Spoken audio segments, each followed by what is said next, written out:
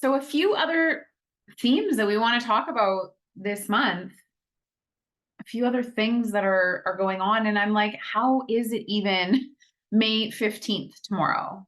How is it the middle of May? And Gemini season for me, and I think for a lot of people, Gemini energy is very, lots going on. It's social. We want to be outside a lot more. We're already feeling the uptick of that. But it's interesting that there's absolutely nothing in Gemini right now out of the major planets. So that sun moving into Gemini, May 20th, brings a shift and a focus to that part of your chart. And so when contemplating this, we can go into the Cozy Mighty Networks, and we're going to take a look at where this is happening for us. Let me make sure you can see this. So here is the Taurus energy. Here is the Taurus Scorpio part of your chart.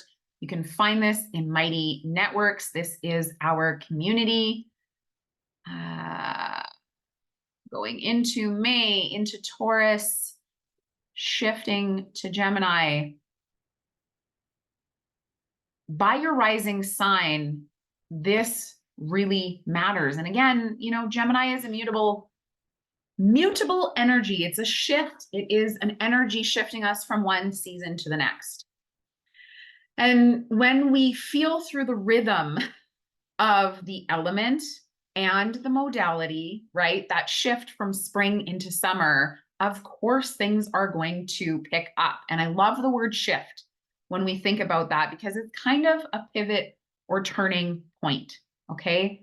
And so this might, when the sun is in a mutable sign, it means that it's going to probably affect the mutable signs a little bit more, because it's either in your sign, it's square your sign, or it is opposite your sign. So if you're a Virgo Pisces, this is squaring your first house. And if you're a Sagittarius, this is opposite your first house.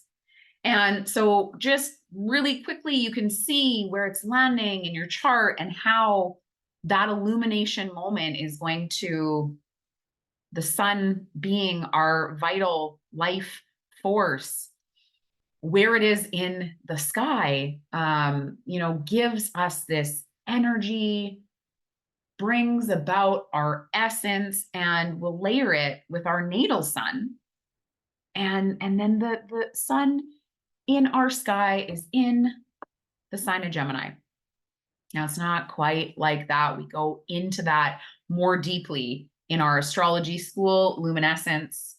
But one of the things I wanted to talk about is the fact that we will have the sun entering Gemini, but Mars is also conjunct the North Node. And we can see this here in the sign of Aries. And the North Node is a marker of increase. It's not an actual planet. This is a calculation based on the sun and the moon. This is a 19-year cycle. So every 19 years, the North Node will be in the same sign. If you're 19, 36, 37, every 19 years, it comes back to the same spot, okay? And if you have a kid who is 9 or 19 plus 9, math is escaping me right now. There is also when they are in the opposite sign. So my 9-year-old has a North Node in Libra, South Node in Aries. So that's opposite. So this is a check-in point for those people also. And Mars conjunct this energy. Mars is action and drive. I always like to think about, like, physically how you're driving your car is very Martian, is very Mars-like. It's the instinct. We don't even think about it. And the North Node being what our society is being grown or pushed towards, but it might not be super easy to choose. It might not be, it's the path of evolution, it's the path of Dharma, but it isn't always easy. And so how can we center ourselves? Because Aries energy is this strong, independent, courageous energy of the warrior. Mars rules Aries, okay?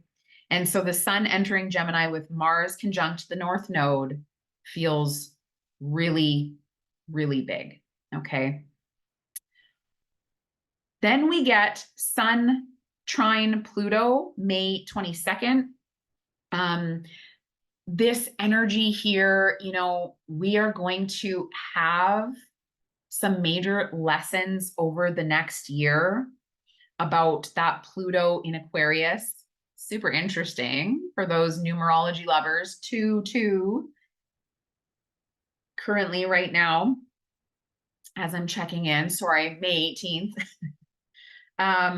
So Sun trine Pluto, you know, the Pluto story, Pluto into Aquarius, Aquarius risings. I am checking in on you. How's it going? Capricorn risings, I hope there has been a lightness, but Pluto is coming back for one last hit. May 23rd, we get Venus conjunct Jupiter at that 29 degrees of Taurus. Venus sextile Neptune, we get a full moon at 2 degrees of Sagittarius, the sun at 2 degrees of Gemini, and it's 2 degrees 55 minutes. So we always round up with Sabian symbols. And for those of you who are in Mighty Networks, check your Cozy Cosmos video, because we go over what the Sabian symbol means there. And Venus enters Gemini, Jupiter sextiles Neptune. May 23rd is like, it makes me think of the Run DMC. It's tree to rocka around, that's right, on time, it's tricky. There could be some tricky feelings that day. That's a lot of energy, and especially I want you to envision Jupiter in the Taurus part of your chart started a new journey March of 2023, May of 2023. This is a year cycle, but it's a 12-year cycle on the scale of things. And so I want you to think about, you know, what started for you last year in May that maybe is coming to fruition, is reaching a accumulation point. It's a celebration, it's an ending. There's many different ways that this can come through. And then May 25th, and we talked a lot about this in our Cozy Cosmos month ahead video, which is only accessible in the Mighty Networks currently. Had a bit of a snafu when it came to technology yesterday, and we had a lovely live meeting that then recorded, and I deleted it. And owning, and also just like the shame that I felt making a mistake like that. It's wild. Anyways, we can see that the sun and Venus are already in Gemini when Jupiter comes to join it. And I don't know what I'm more excited for, it being at the last degrees, at that 29 degrees of Taurus, which feels like maybe it's this beauty moment, or shifting into Gemini, bringing the expansion and growth and learning into the Gemini part of your chart.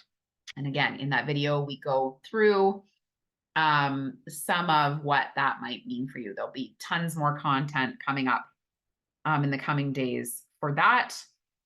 May 29th, we get Mars conjunct Chiron, which feels like a check-in on that identity wound, on that warrior energy, on that Aries part of your chart.